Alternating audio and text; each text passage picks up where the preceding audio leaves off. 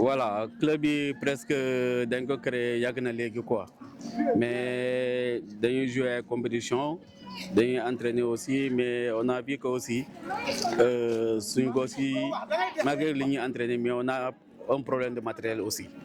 parce que matériel yi yor fii souvent 2 jours 3 jours mu commencé yàqu parce qu'on n'a pas assez de matériel malgré qu'on a des gosses bandés am nañu ay volonté pour entraîner mais toujours on a des problèmes sur ça.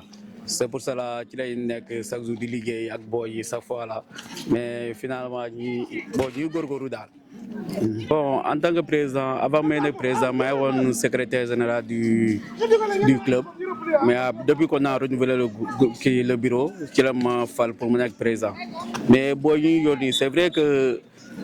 malgré que dafa war sore parce que on dit que souvent la Casamance sport am na fi am na des talents mais souvent on n'a pas am ñu moyen pour les vendre mais on préfère travailler si on a des compétitions tournois et tout ça là ci la ñuy liggéey au moins jàppale les gosses là puisque c'est vrai qu'on a des gosses ba xamante ne dañoo talent baax nañu mais parfois on a un problème de moyens pour sortir souvent on joue des tournois entre nous Diouloulou parfois ñu dem Ziguinchor maintenant li sax nous étions à Sédhiou pour benn tournoi boobu sax ñu ñoo ko remporté kon on a des talents mais on a un problème de moyens ici on n'a pas de soutien tout ça là mais dañu góorgóorlu quand même quoi.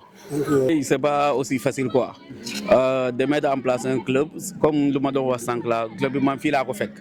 voilà donc ma ñëw fii ma intégré ak booy liggéey ak ñoom tout ça là mais c'est vrai que c'est pas aussi facile quoi yombul aussi travailler avec les gosses sans les moyens maintenant on se débrouille comme ça là sans les moyens du bord quoi. Le message bi may lancé juste comme que on a des autorités pour que ñu venir en aide ñoo jàppale gos parfois il faut ñoo xool aussi pour que surtout les parents aussi il faut ñoo xoolaat seen doom yi ñuy jouer ñuy defee ambal ak seen taxawaay bi léegi souvent su ñu amee des déplacements dañuy dem gis maire président conseil département tout ça mais parfois on a dañoo soutenir mais parfois aussi seen soutien bi dafa war a des quoi maintenant lu may lancer aussi damay pour gars yi jàppale bàyyi xel carrément que le espoir handball de Bignona su demee ba ñu dem ba Ligue 1 Bignona njëriñ les gosses de Bignona suñu demee ba ñu génn au moins on a des kii ba ñu am international lépp Bignona lay ñëwaatee parce que ils vont ñu ne investir fii nañ fexe jàppale seen rakk yi la famille tout ça là maintenant pour que prochainement gars yi mën nañu jàppale si ay matériel surtout côté matériel aussi on a un problème de matériel on a un problème de souvent y a certaines choses ba xamante ne surtout moyen de déplacement yi suñuy déplacé même si yéen soo fii parfois suñuy déplacé puisque bon suñu moyen c'est pas suffisant mais souvent dañuy cotiser entre ñun si on a quelque chose mettre en place ñu def ko parfois dañuy demander du soutien aussi du ñu am soutien mais bon comme li ma wax rek